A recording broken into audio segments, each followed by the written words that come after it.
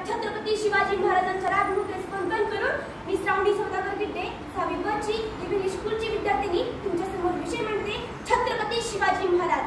400 वर्षांपूर्वी जिजाऊंच्या कुशीत जन्मलेला निरागस बाळ म्हणजे शुभा.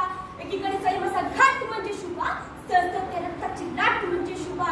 दुश्मनाच्या काळजातही पवित्र स्थान निर्माण करणारा किम्यागार म्हणजे शुभा, किम्यागार म्हणजे शुभा. तलवार तर प्रत्येकाच्याच हातात होती, पण स्वराज्य निर्माण करण्याची छाप फक्त आणि फक्त माझ्या राजांच्याच रक्तात होती, माझ्या राजांच्याच रक्तात. शुभा हा फक्त 3 अक्षर शब्द नाही, तर हा एक मंत्र आहे. जो मंत्र उच्चारताच अंगातील रक्त सळसायला लागतं आणि एकीकडे सकारात्मक ऊर्जेचा प्रवाह सुरू होतो. सागराचं पाणी कधी आटणार नाही, माऊलीची माय कधी तुटणार नाही.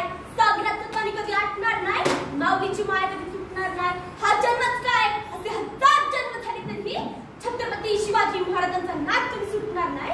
छत्रपती शिवाजी महाराजांचा नाद कधी सुटणार नाही. छत्रपती शिवाजी महाराजांनी राज्य निर्माण केले, परंतु राज्य निर्माण करत असताना त्यांच्याकडे प्रचंड सैनिक साठाही नव्हता आणि शस्त्रपुरवठाही नव्हता. त्यामुळे सुरुवात ही शून्यातूनच झाली. छत्रपती शिवाजी महाराजांनी सैनिक गोळा केली नाही, तर या स्वराज्यावर प्रेम करणारी माणसं गोळा केली आणि त्यांच्यात शस्त्र दिली. याच्यातूनच पवित्र स्वराज्य निर्माण झालं आणि याच्यातूनच पवित्र स्वराज्य निर्माण झालं. जिजाऊंनी जन्म दिला शुभासारख्या भागाला, जिजाऊंनी जन्म दिला शुभासारख्या भागाला. शुभानी जन्म दिला संभाजीसारख्या छव्याला. ज्यानं सहन केलं डोळं फोडणाऱ्या स्थळीला आणि जिवंत ठेवलंय भव्य वादळाला, जिवंत ठेवलंय भव्य वादळाला. तो आला नव्हता, त्याला आणला होता. तो आला नव्हता, त्याला आणला होता.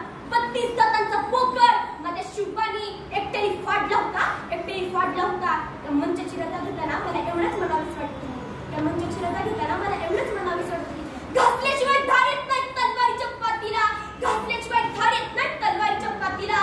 छत्रपती शिवाजी महाराजांच्या विचाराशिवाय पर्याय नाही या महाराष्ट्राच्या मातीला, या महाराष्ट्राच्या मातीला. तर घोषणा इतकी जोरदार झाली पाहिजे की आवाज नाही